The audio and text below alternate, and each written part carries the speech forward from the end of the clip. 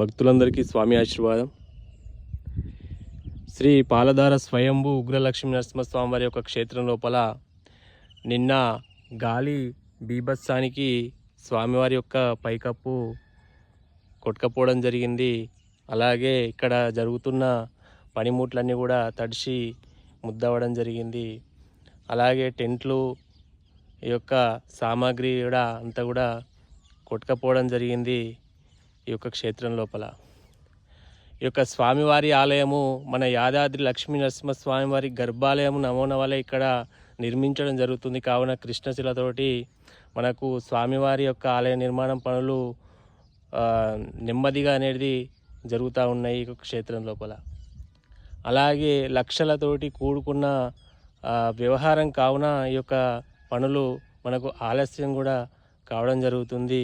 ఎవరైనా దాతలు, సేవకులు, భక్తులు వారికి తోచినంతలో కూడా స్వామివారి యొక్క ఆలయ నిర్మాణానికి మీరు చేసే ప్రతి ఒక్క రూపాయి కూడా ఆలయ నిర్మాణంలో భాగం అనేది జరుగుతూ ఉంటుంది.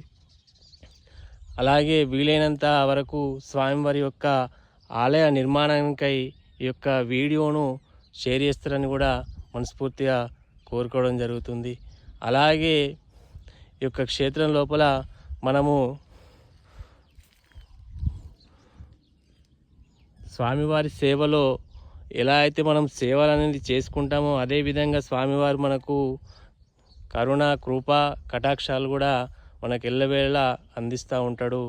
అలాగే మీరు అభిష్టాల మేరకు ఇక్కడ ముడుపులు అనేది కూడా చెల్లించుకోవడం జరుగుతుంది. కావున ఆ యొక్క ముడుపులు కూడా నేలకు కూడా పెరగడం జరిగింది.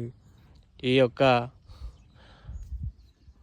క్షేత్రం లోపల ఏ అయితే వసతులు మనకు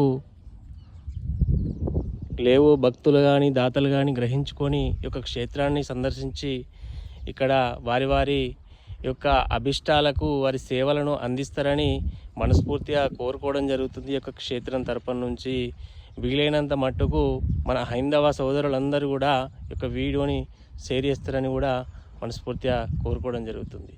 స్వామి ఆశీర్వాదం.